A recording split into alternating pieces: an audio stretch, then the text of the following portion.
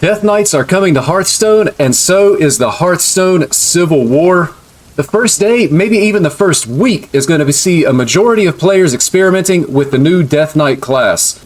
And like the great Ric Flair says, to be the man, woo! You gotta beat the man.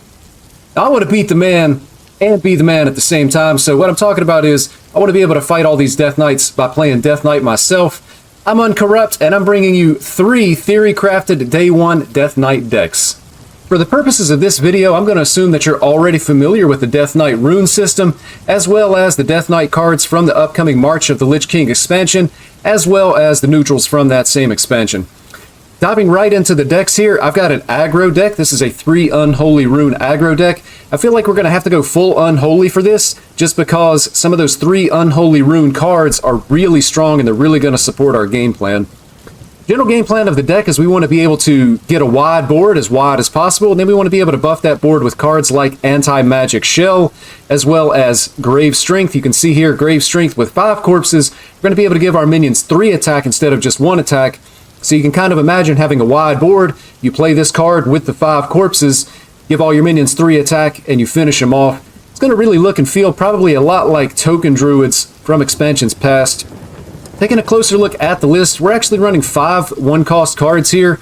Body Bagger, just a really strong 1-drop. I think it's going to go in every Death Knight deck just because of how good it is. As well as Trogs, Peasants, Plagued Grain. Again, one of those 3 Unholy Rune cards, along with the Grave Strength. And Skeletal Sidekicks. So in the mulligan, we would want to keep Body Baggers, Trogs. We would also keep Peasants and Plague Grain. Skeletal Sidekick is not going to be a keep in the mulligan, but if it's in our hand on turn 1 and we don't have another play, I would just go ahead and play it just to get it out on the board. Moving on through the deck, you can see Battlefield Necromancer is going to be really strong if we're able to curve out with a Body Bagger into Necromancer. We could already have a 3-minion board. Again, we're just looking to stay as wide as possible with this deck. Maybe take value trades in order to be able to stay wide, just so we have a lot of minions on board when we get to our buffed cards. Crooked Cook's included in the deck here as well. I'm a little bit concerned about card draw with this deck. 3 Unholy Rune decks don't have access to good or really any card draw whatsoever outside of neutral card draw. So Crooked Cook's being included here just to try to make sure that we have the ability to be able to draw cards as we get to playing. Dark Transformation looking to be a pretty strong card here. We're going to be able to transform an existing minion into a 4/5 with Rush. Hopefully we can take a value trade, or potentially you could even Hero Power, go face, and then cast the Dark Transformation to be able to get a 4/5. Now we're not going to actually be playing a Mistress of Mixtures in this deck because that would be a little bit silly, but you get the idea. The 4/5 with Rush, it's just a big body for 2 mana. Also running Necrotic Mortician here, and I really like Plague Strike in this deck. Potentially we're removing a minion from our opponent's side of the board, as well as developing our own 2/2 zombie that's also going to have Rush to potentially take a value trade. Again, just sticking with the theme of being able to stay wide to be able to buff our board. Anti-Magic Shell, again, the buff that we're going to want to land. Also running Blightfang in this deck. I really like Blightfang. It's the closest thing to a comeback mechanic that this deck is going to have. If our opponent is ahead on board and they're wider than we are, we play Blightfang, we infect all of the enemy minions, and then as we take the value trades there, we're going to also get zombies on our side of the board, again, hopefully helping us to stay alive. And even if you're ahead and you play this, assuming your opponent has minions on the board, we're going to be able to infect them, and then we're going to be able to summon 2/2s as those minions die. We're probably going to prioritize going face, of course, but if our opponent's having to make trades into our minions, we're actually going to be replacing our minions with additional minions. The 2/2 is going to be really helpful here. Grave Strength, again, is just likely going to be a finisher. 1 copy of Tomb Guardians here. One thing to keep in mind with these Death Knight decks is you want to be able to generate corpses, and then you also need to really be able to spend those corpses. So I was concerned about the corpse spending cards with this deck, so 1 copy of Tomb Guardians here, just to be able to spend those corpses. 2/2s aren't great, but giving them Reborn, again, it just goes with the theme of the deck of being able to stay wide. And then our big corpse payoffs are going to be actually the Corpse Bride here. Spend 8 corpses to potentially summon an 8/8. Of course, you're going to summon a minion with stats equal to the number of corpses that we have available to be able to spend. And then, of course, we're also going to be running the Stitch Giants. Unholy, really good at generating corpses. Hopefully this deck is going to be good at spending those corpses, and then we're going to be able to drop these Stitch Giants for either cheap or free. There's probably going to be games where you're going to be able to, on turn 5, play the Corpse Bride, get the 8/8 in play, and drop the free Stitched Giant. that's going to do it for this deck. Again, just an aggro deck. We're looking to stay wide, and then we're looking to buff our board with anti-magic shell and grave strength, be able to find lethal. Moving on to our next deck, we've actually got a combo deck here. This is going to be a 3 Frost Rune combo deck, and the deck is really built around dealing a lot of damage in a single turn, just like all combo decks are. But one of the cards that's going to enable that is going to be Bone Lord Frostwhisper. For the rest of the game, your first turn costs 0, but you die in 3 turns. So once this card comes down, we're going to want to kill our opponent, of course, within the next following turns before we die, but it just allows us to be able to cheat out a lot of mana. And when we go through the list here, you're going to see that we actually have access to a lot of mana cheats. We're going to have access to a lot of card draw. It's going to help us be able to develop the combo and do a lot of damage to our opponent in a single turn. Closer look at the list here. We're starting off with Horn of Winter, refresh 2 mana crystals. Card's absolutely busted. It's Lightning Bloom without the drawback, and I'm sure you remember how strong Lightning Bloom was when it was in Standard. It's going to allow us to be able to just spend a lot of mana in a single turn, hopefully on the turn that we're going to be dealing a lot of damage to our opponent. Of course, Body Baggers, again, I think this card goes in every single Death Knight deck.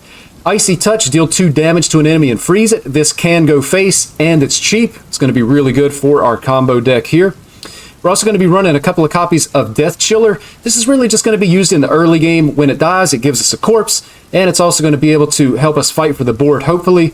But random enemies, that text means that it's actually also going to be able to hit our opponent in the face as well, so potentially we can get some early chip damage in the game. Defrost is just really strong card draw. We don't really want to play this if we have an option until we have the 2 corpses to be able to get the second card off of it. Frost Strike is going to give us the ability to clear a smaller minion off our opponent's side of the board and generate additional resources in the form of a Frost spell, expecting that card to be pretty good. And then we have the Harbinger of Winter. Again, this card's really just going to be a corpse, and it's going to draw us a Frost spell. And then Chillfall and Baron. 3 mana 2/2, not great. I basically look at this as 3 mana, draw 2 cards, assuming the Death Rattle doesn't get silenced, and it's also going to generate us a corpse. The 2/2 body, not great, but it ain't nothing, as they say. Glacial Advance actually looking to be a really strong card in the deck. Deal 4 damage. Next spell this turn costs 2 less. So it's 3 mana, deal 4, but then it also lets us cheat an additional 2 mana, which is going to be really good as long as we're able to play another spell this turn. Howling Blast. Deal 3 damage to an enemy, so again, this card can go face, and then it's going to deal 1 damage to all other enemies. So even if we have to use this on a minion on our opponent's side of the board, the enemy hero is still going to take 1 damage. Pretty valuable there. 2 copies of Rhyme-Fang in the deck. After your hero attacks, reduce the cost of a spell in hand by 1. So again, this is just going to give us a little bit extra mana cheat so that we can play a lot of spells in a single turn. And then, of course, we can swing into our opponent's face, or if we have to, we can fight for the board by removing our opponent's minions by attacking into them.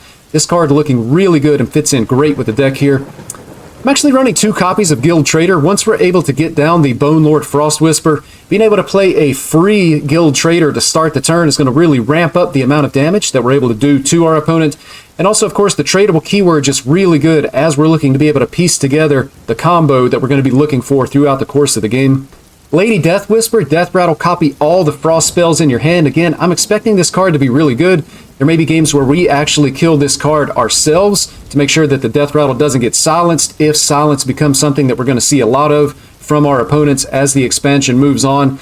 But being able to copy all of the Frost spells in hand, I mean, imagine copying something like Horn of Winter. You have 2 of these in hand, you're able to get 2 more copies. That's now 8 mana that you can play in a single turn. And just all of our direct damage spells here are going to be Frost, with the exception of, I think, Icy Touch. So Lady Death Whisper, really looking to get this down and just get a lot of value out of it, to be able to generate a lot of Frost spells. Running Thessarian here as well. This is going to get us a couple of corpses, and then just the damage that it shoots as the Battle Cry and Death Rattle goes off on this card. It's 4 mana, which isn't a great cost for a 3/3 body, but it's also going to generate 6 additional random damage. Could go into our opponent's face, again, could go to minions on the board. It's just going to help us. Fits in with the deck really, really well. Overseer Frigidera. Battlecry, draw 2 spells. If they're both Frost spells, deal 2 to all enemies. We do have 2 spells, at least in the deck, that are not Frost spells, but chances are, most times, we're going to deal 2 damage, and again, all enemies. That 2 damage is going to hit our opponent in the face, so ways to do little bits of chip damage to really be able to set up the OTK once we're able to piece the combo together. And then we also have Frostworm's Fury, deal 5 damage, freeze all enemy minions, and summon a 5/5. This is kind of going to be the Death Knight equivalent of Snowfall Guardian, with the exception of it's actually going to deal 5 damage as well. And again, if you think if we already have the Bone Lord Frost Whisper in play, being able to play this for free to start the turn could potentially be really strong, but it's going to deal damage, it's going to stall our opponent on the board, and potentially buy us more turns to be able to find that OTK. 3 Rune Frost, this is the combo deck. Last but not least, we're going to take a look at a control deck. This is going to be a 3 Blood Rune deck. Again, the 3 Blood Rune cards, some of them are just so strong, I don't feel like they can be left out of the deck. For a true control deck, it's going to be 3 Blood Runes. This is also going to be a Renathal deck. This is the only Renathal deck that I've theory crafted so far for the Death Knight class, and the reason why is just because that extra 10 health in a control deck is going to be really valuable for the game plan that we have. The game plan, of course, for this deck is going to be to remove everything that our opponent does, and then kill them with either big minions that you're going to see at the high end of the deck, or just put our opponent in a position where they can't win, and they actually just go ahead and concede the match. If you look at the list here, Body Baggers, again, it goes in every Death Knight deck. Heart Strike, it's just removal, it's going to generate corpses. Noxious Cadaver, again, it's removal. It does deal a little bit of damage to our hero, but this deck has so much health, so much sustain, it doesn't matter. You know, a card like this helps us remove that early Trog from our opponent's side of the board. It helps us remove the early minions to make sure that our opponent isn't able to snowball early.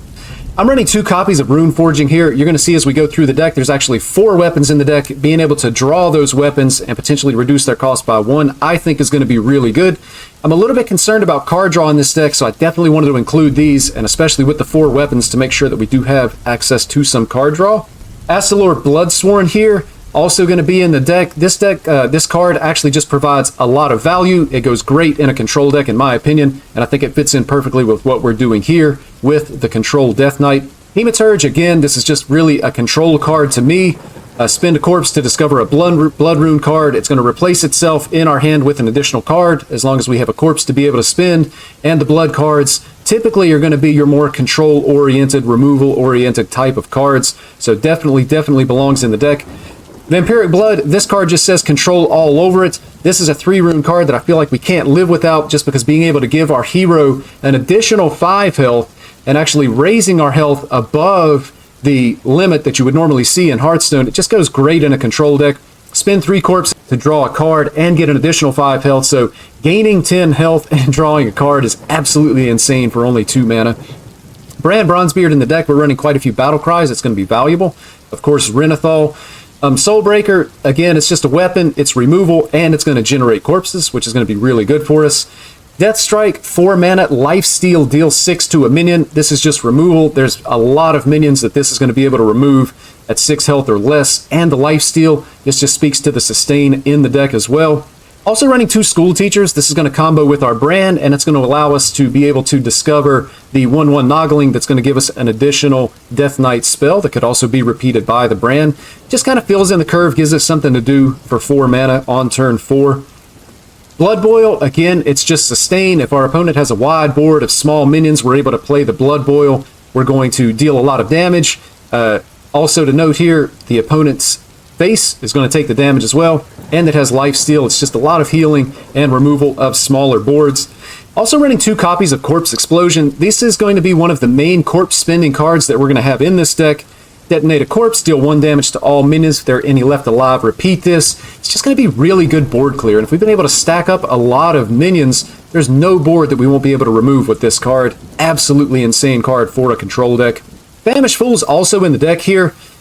Again, I'm worried a little bit about card draw in this deck. I feel like you have to have these. And as far as the infuse goes, you know, whether a minion leaves a corpse or not, it's going to be able to infuse this card, which is going to be great. We can also potentially infuse it from the ghouls that are going to be coming off of our hero power.